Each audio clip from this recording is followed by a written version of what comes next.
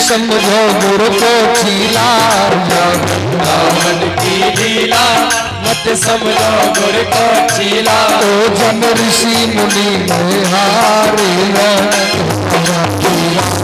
ओ जन ऋषि मुनि में हारे। देखो हमारी बूढ़ी से मैया कैसे नाच रही है, क्या बात। अरे भगवान इनके बच्चों को नौकरी में सद्बुद्धि में बाबा की कृपा है, जो भगवान का भक्त होता है वो नाचने लगता है। हरि बोल।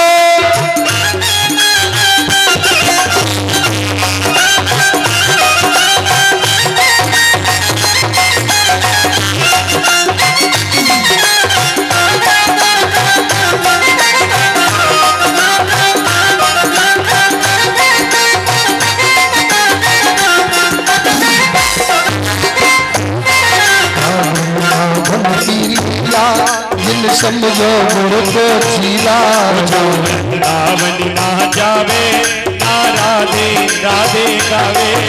वृंदावन आ जावे वो राधे राधे गावे। वृंदावन ना जावे ना राधे राधे गावे। वृंदावन ना जावे वो राधे राधे गावे। ताके जीवन को वृंदावन मन महतार जपे जरा। जय हो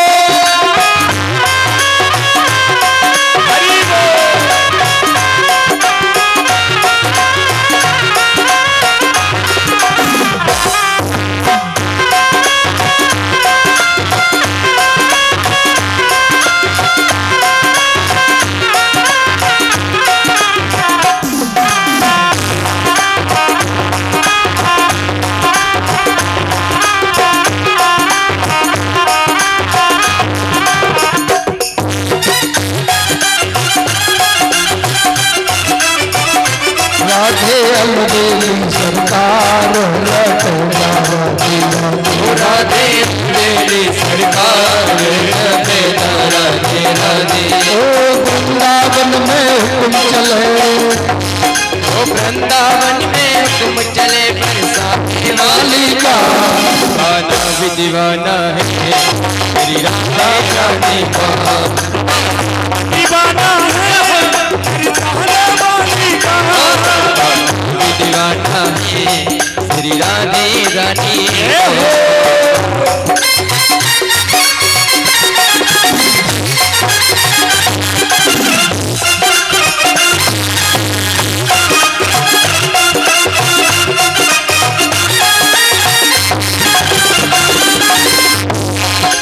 राधे राधे बोल श्याम आएंगे आएंगे श्याम आएंगे। राधे बोल श्याम आएंगे आएंगे श्याम आएंगे। ओ वृंदावन कहाँ दूर है, वृंदावन कहाँ दूर है, दूर बरसाना कहाँ दूर है, तेरी सब नजर है। राधे राधे बोल श्याम आएंगे श्याम आएंगे। राधे राधे बोल श्याम आएंगे आएंगे श्याम आएंगे।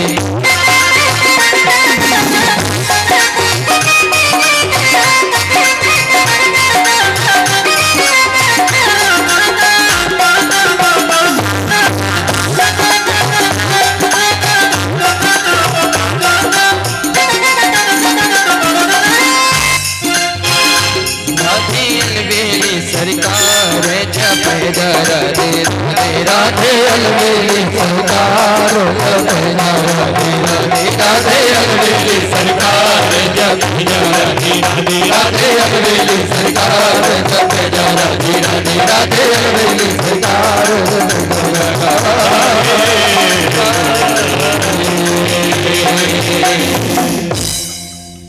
वृंदावन की महिमा।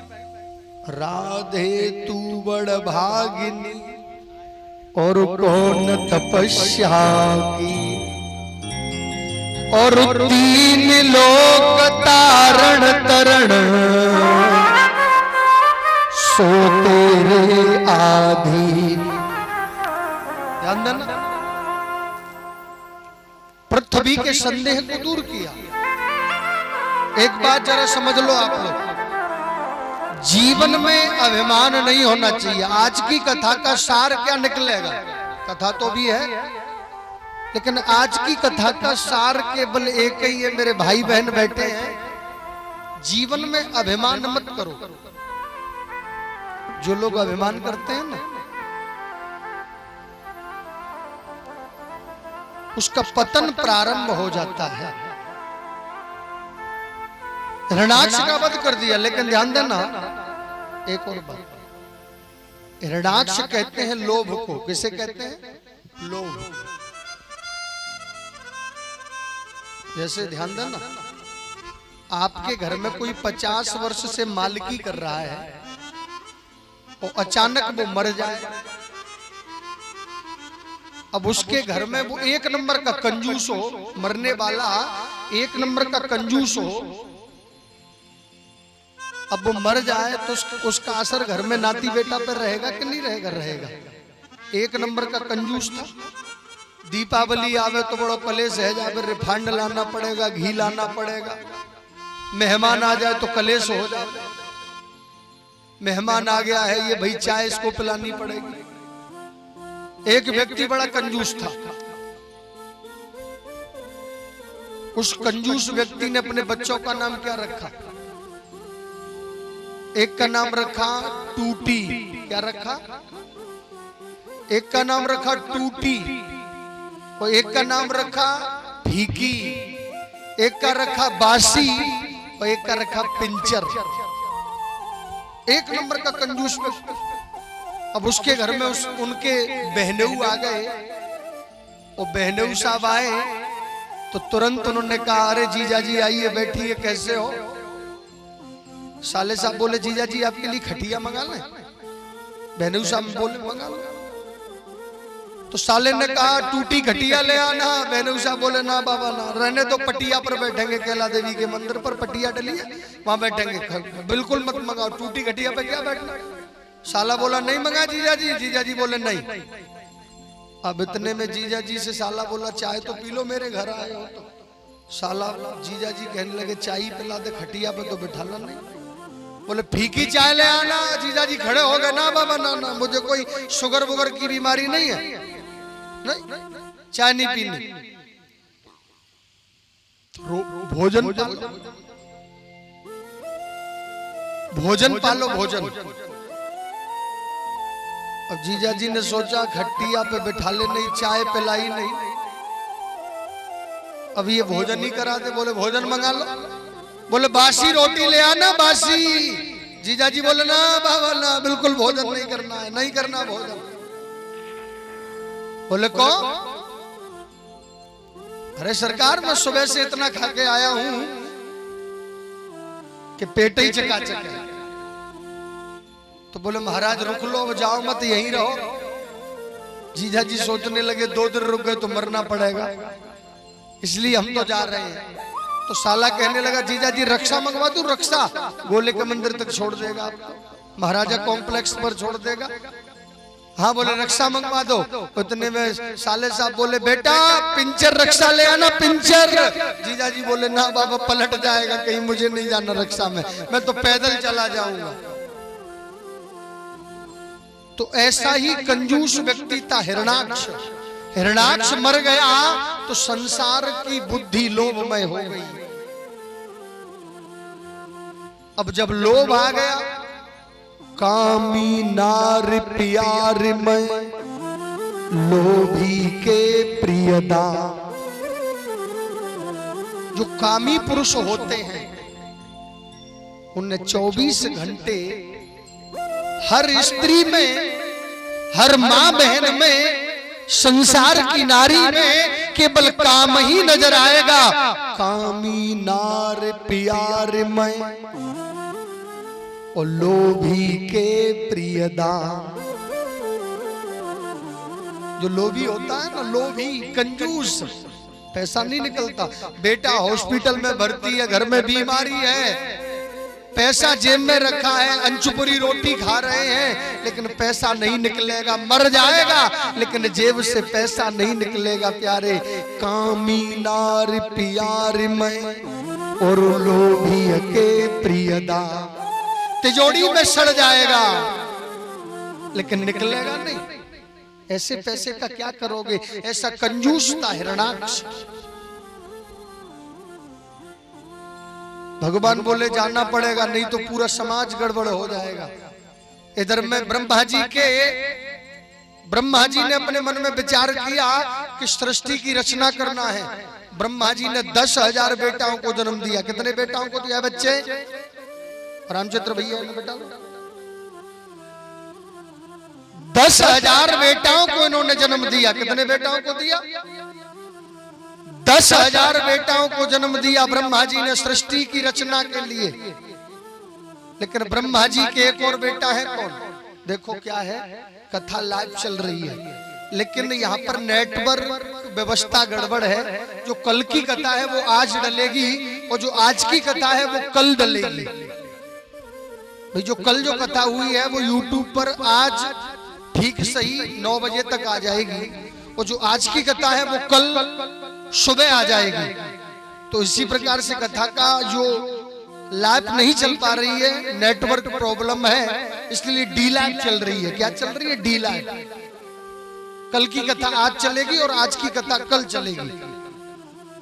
और चैनल का नाम दिनेश शास्त्री धनरुआ धाम। इस प्रकार से आप चैनल में जुड़ सकते हैं भागवत परिवार में। तो विचार करिए प्यारे,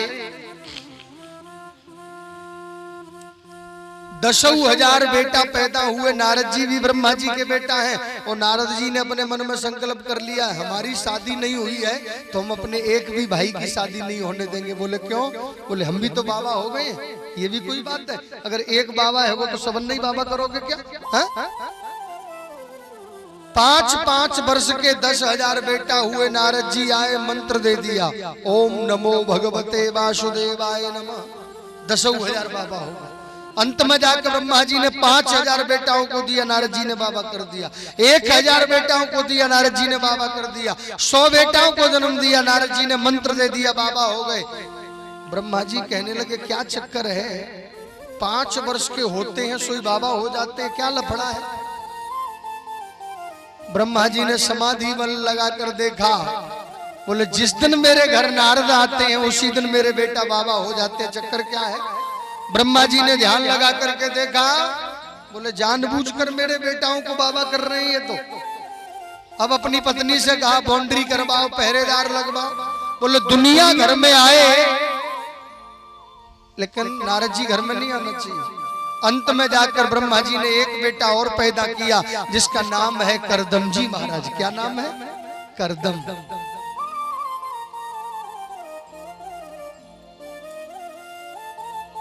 5 वर्ष के हो गए करदम जी महाराज। नारद जी घर में आवे लेकिन कोई जाने नहीं देवे, पहरेदार। लेकिन नारद जी ने भी संकल्प कर लिया, बाबा करके ही छोड़ूंगा।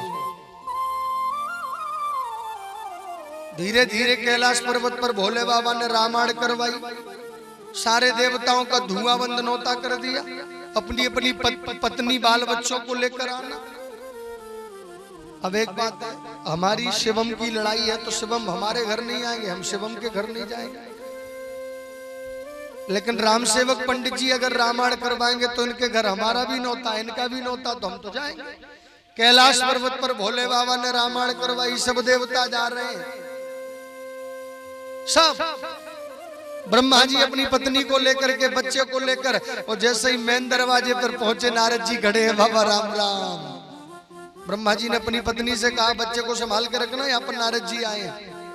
अब ब्रह्मा जी अपनी गोद में लेकर डोले वाला लाला को, इतने में भोले बाबा आए। भोले बाबा बोले कोरे भैया तेरे ही अनोखे मोड़ी मोड़ा भैया का है, हमारे मोड़ी मोड़ा भैया, चल बैठ के बातें करें। हा? अब ब्रह्मा जी ने शर्म के मारे छोड़ दिया, ब्रह्माणी जी की तरफ इशारा कर दिया, सुन रही है? बोले क्या है? भैया साउंड मास्टर जी इधर से व्यवस्था करे, थोड़ा तुरपाल पर कुछ भी करवा। तो कहने का भाव केवल एक है, विद्या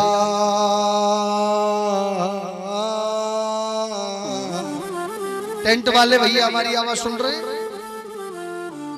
रामचंद्र भैया उधर से तुरपाल की व्यवस्था करवाते तो इधर लग जाएगी, घर पे रखी है। नित्यातिनंदम शवने करताच। ध्यान ध्यान बिल्कुल वाटर प्रूफ टेंट है, टेंशन नहीं लेने की। लेकिन ये व्यवस्था है कि कथा यज्ञ होती है तो इंद्रदेव आते हैं, जरूरत भी है।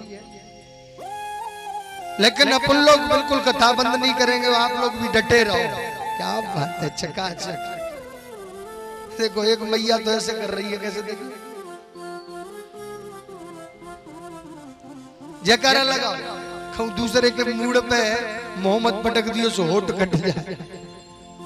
और वैसे सही बताइयो, होठ कट जाए, होठ कटो बिना होठ को आदमी कहूं के घरे जाए तो कैसो लगे।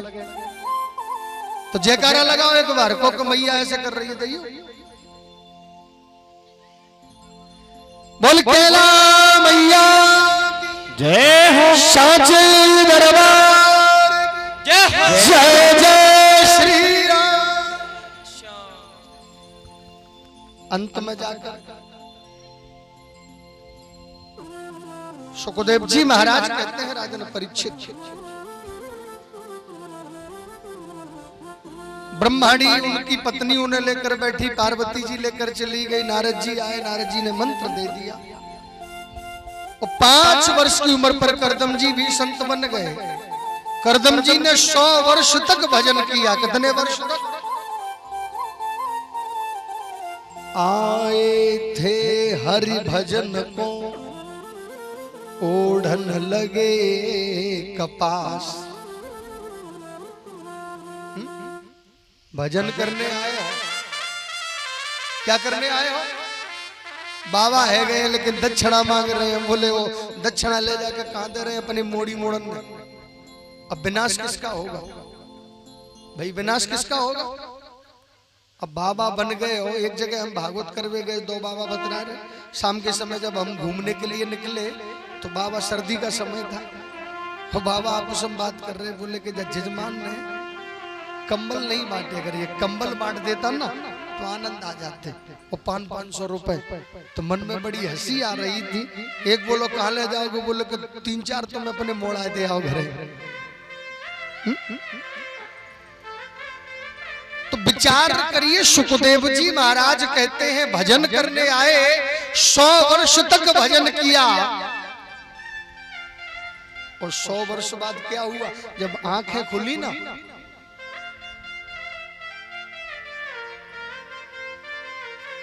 तो क्या मांग रहे हैं?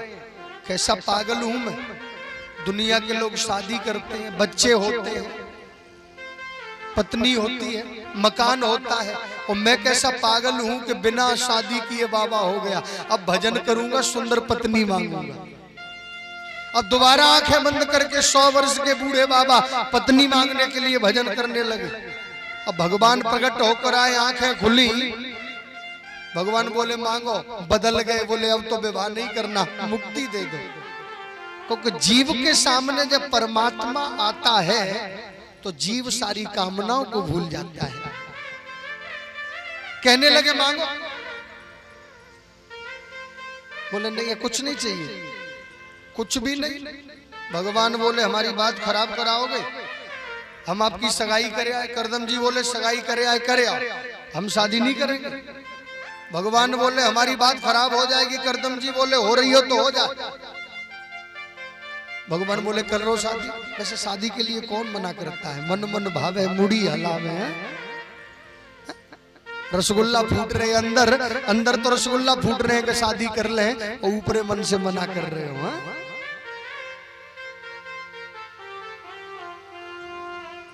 करदम जी बोले शादी मैं कर लूंगा, लेकिन मेरी शर्त है। बोले क्या?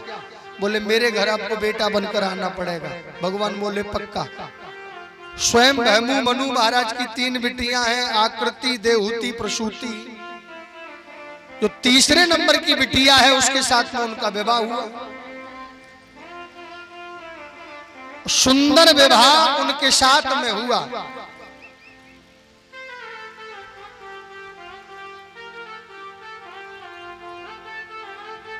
लेकिन ये जीवन है ना, जिंदगी की राहों में, जिंदगी की राहों में रंज गम के मेले। जिंदगी की राहों में रंज जो गम के मेले हो